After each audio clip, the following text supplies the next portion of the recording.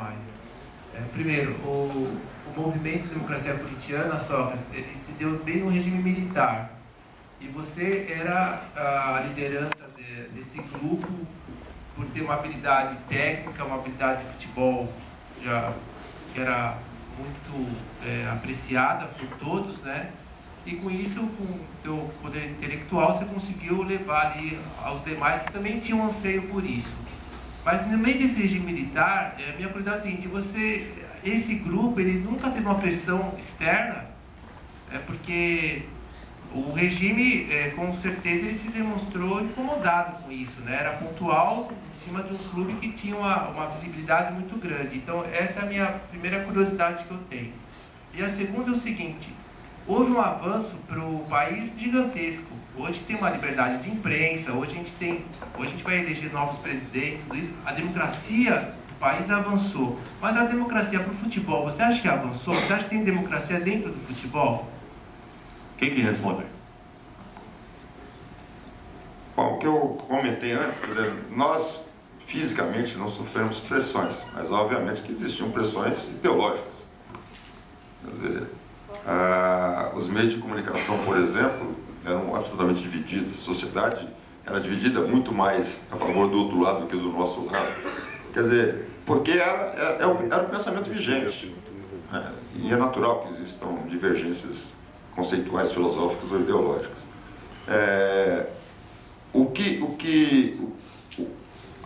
A grande questão do processo de formação da democracia, me colocando, como você me citou, obviamente que eu tinha que ser o líder. O líder é o cara que põe a cara para bater.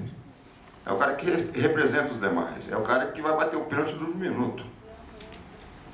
Esse é o líder, não é o cara que discursa. É o cara que põe a cara para bater. Se eu perder, sou eu que perdi. Defendo meus companheiros. Esse é o líder de qualquer sociedade.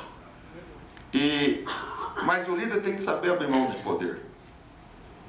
Isso que é o fundamental. Porque o poder que é dado ao líder, ele é extremamente perigoso se for mal administrado. Nós só construímos a democracia corintiana, eu acho que o meu papel foi fundamental, porque quem tinha poder abriu mão dele. Eu era um dos caras que tinha poder, que era o único jogador de seleção brasileira e era o mais valorizado do clube. Então, a minha posição era poderosíssima, que eu podia inverter isso, podia puxar só para mim. Você tem que abrir mão de poder para criar uma sociedade mais justa. Sem isso, nunca vai ser justa. Nunca vai ser. De forma nenhuma. E eu acho que essa é a grande questão. Todos nós, em qualquer relação social que tenhamos, ter consciência disso. Um pai que é opressor não está educando o filho. Ele tem que saber ouvir. Ele tem que saber conversar. Ele tem que abrir mão do seu poder paterno, o pátrio poder, para que dê chance dessa criança crescer como cidadão, como ser humano, com voz própria, com vontade própria, com as orientações dos mais velhos, sim, mas quem decide a vida é ele mesmo. Tem que saber ouvir. Isso em qualquer sociedade. Então, se você não souber abrir mão de poder, você nunca vai viver numa sociedade melhor. É o primeiro passo e fundamental. Depois disso, tudo é bijuteria.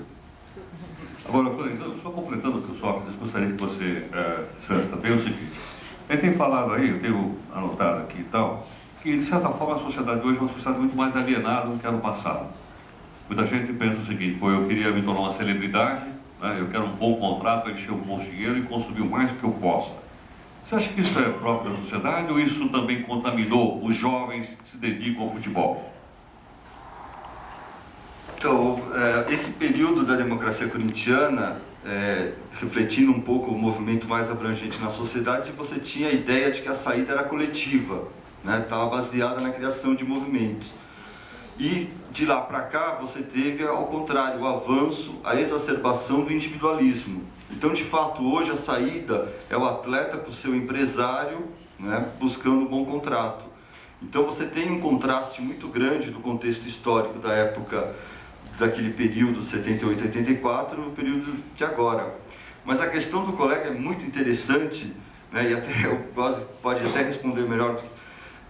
Imaginemos o Sócrates, o Luiz Felipe Scolari e a ordem ninguém dá entrevista, não é? Ou algo muito frequente que eu já vi no Palmeiras às vezes, né? Porque lá é um ambiente muito autoritário. O cara dando entrevista com o assessor do lado, não é? Atento ao que ele está falando. É inimaginável, né? Pensar Afonsinho, Reinaldo, Sócrates vivendo essa restrição de liberdade. E esse é o paradoxo. Numa sociedade aparentemente democrática, o futebol continua reproduzindo o autoritarismo como se fosse a ordem natural das coisas. É natural que o técnico seja o comandante e o jogador o comandado. E a imprensa reproduz esse chavão como se fosse natural, o comandante, e não se questiona o comandante, não é? Por isso que quando o Ganso... Mas a sociedade não apoia? Nós não apoiamos? É o que o Sócrates falou, a sociedade ela também está impregnada dessa visão de mundo conservador. E um bombardeio, principalmente midiático, enorme sobre a juventude. Você tem estímulos em qualquer lugar que você vá, você anda pela rua, você tem outdoors, você para numa televisão, compre o tempo inteiro. Você é estimulado a comprar e a desenvolver o seu lado individual o tempo todo. Em nenhum momento você tem desses agentes um estímulo para organize-se, lute pelos seus direitos. Você tem isso é muito esparso e normalmente é alguma propaganda, é alguma peça do TSE, alguma coisa, uma busca de consciência. O símbolo maior disso é eu ganhar um contrato e comprar um carrão? Com certeza. Basicamente é isso. E... Mais alto. Não tem o microfone para ele lá?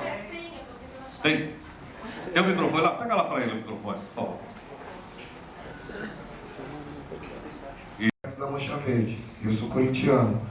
E meu pai bateu na minha cara e falou: você não vai. Mas eu fui. Sabe o que aconteceu quando eu cheguei lá? Eu tava lá, Timão, porco. Chegou um monte de palmeirense, arrancou minha camiseta do Corinthians, arrancou meu bonézinho importado, que eu tinha trabalhado de office boy pra comprar, né? E falou: olha, neguinho, some daqui, porque senão eu vou te matar. Agora vocês vão entender o X da questão. Lá do fundo, apareceu um amigo meu das Perdizes, que era Mancha. Falou: olha, devolve o negócio do neguinho aí, porque ele é trabalhador, ele não é playboy. Neguinho, coloca a camiseta por dentro, vai pra sua casa. Será que hoje em dia não tá faltando isso pro torcedor do Corinthians, do Palmeiras, do São Paulo e do Santos? Em primeiro lugar, obedecer os pais. Antes disso, fé em Jesus. E depois, o pai, a mãe e os filhos. E depois do jogo, ir comer o pernil e assistir o filme com a sua mulher. Depois, ir namorar com a sua mulher. Não bater na cara de Mancha, bater na cara de pó de arroz, bater na cara de torcida jovem, bater na cara de gavião. Eu gostaria que vocês comentassem sobre isso. Obrigado. Obrigado. Sobre isso eu queria falar. Não podemos esquecer que o futebol é um espetáculo. Você vai ao campo de futebol para ver um espetáculo. E aquilo que você está assistindo, de alguma forma toca em você. Assim como no teatro, no cinema, qualquer lugar. Você está indo ver um espetáculo. Se o espetáculo é agressivo, você sai de campo agressivo. Quer dizer, o futebol hoje, filosoficamente, ele é agente negativo da sociedade. Porque o que você vê a maior parte das vezes é pura agressão no campo de futebol. E uma pergunta que eu faço há 6 meses. Alguma das pessoas que estão aqui, ouviu de alguma forma algum episódio de agressividade em algum jogo do Santos no primeiro semestre? Entre torcidas? Pelo contrário, todo mundo saía satisfeito. Não importando quem vencesse, seja o Santos ou o adversário. Porque era um grande espetáculo. Todo mundo sai feliz, sai amigo, sai com carinho. Mas se você vê agressão dentro do campo, você sai para bater. O futebol é um exemplo para a sociedade.